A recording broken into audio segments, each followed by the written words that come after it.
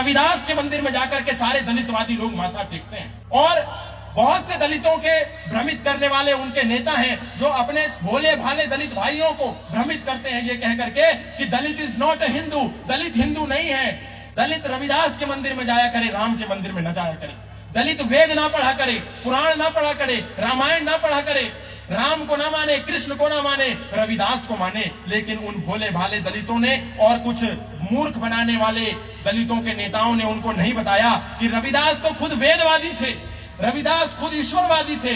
एक समय था जब सरदाना पीर नाम का व्यक्ति सिकंदर लोदी के राज में रविदास के पास गया और कहा कि आप इस्लाम को स्वीकार कर लो, आप यदि इस्लाम को स्वीकार कर लेंगे तो हम आपको सम्मानित कराएंगे सिकंदर लोदी से। रविदास महाराज को, संत रविदास के पास जाकर के ये प्रस्ताव रखा सरदाना पीर ने। और सरदाना पीर इस्लाम का एक फकीर था, लेकिन रविदास ने कहा कि मैं तो पहले से ही सनातनी हूं, जन्म से सनातनी हूं, मैं इस्लाम को स्वीकार करके क्या करूंगा। और उन सरदाना पीर और संत रविदास के बीच शास्त्रार्थ हुआ। और जब धर्म का शास्त्रार्थ हुआ तो सरदाना पीर के पास कोई उत्तर नहीं था और सरदाना पीर हार गया।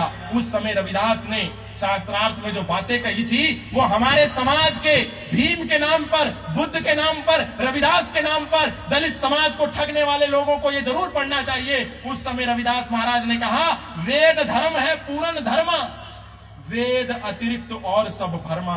यानी रविदास कह रहे हैं वेद धर्म ही पूर्ण धर्म है, सनातन धर्म ही पूर्ण धर्म है, वेद के अतिरिक्त जो भी है वो केवल और केवल भ्रम है, सत्य नहीं है, असत्य है। और उन्होंने कहा वेद वाक्य उत्तम धर्म, निर्मल वाका ज्ञान, यह सच्चा मत छोड़कर मैं क्यों पढ़ूं कुरान। ये कौन कह रहा है? रविदास कह रहे हैं कि मैं सनातन को छोड़ करके कुरान क्यों पढ़ूंगा, मैं वेद पढ़ूंगा, वेद का एक एक वाक्य अमृत है।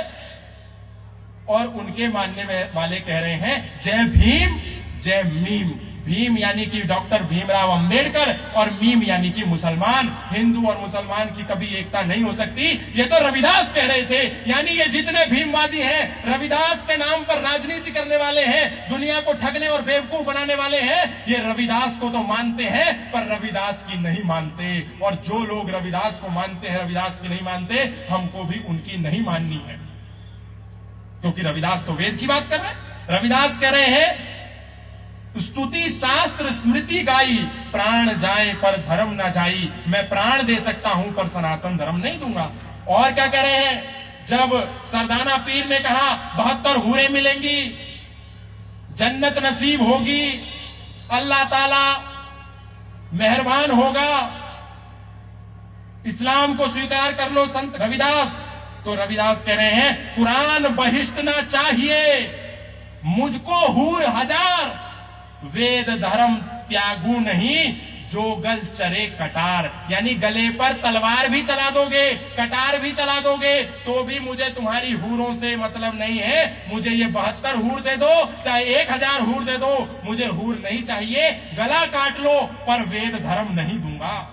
वेद धर्म है पूर्ण धर्मा, करी कल्याण मिटाए भरमा, सत्य सनातन वेद है, ज्ञान धर्म मर्याद, जो ना जाने वेद को वृथा करे बकवाद। ये कह रहे हैं संत रविदास। और संत रविदास के नाम पर कितने ही हमारे दलित भाइयों को, कितने ही हमारे समाज के लोगों को कुछ ठगों ने, कुछ लुटेरों ने, कुछ बदमाशों ने, कुछ आक्रांताओं ने, कुछ आतंकवादियों ने इस्लामिक एजेंट बन करके और खुद को दलितों का नेता प्रस्तुत करके उन्होंने हिंदू समाज का एक अभिन्न अंग उसको भ्रमित करके सनातन से अलग कर दिया।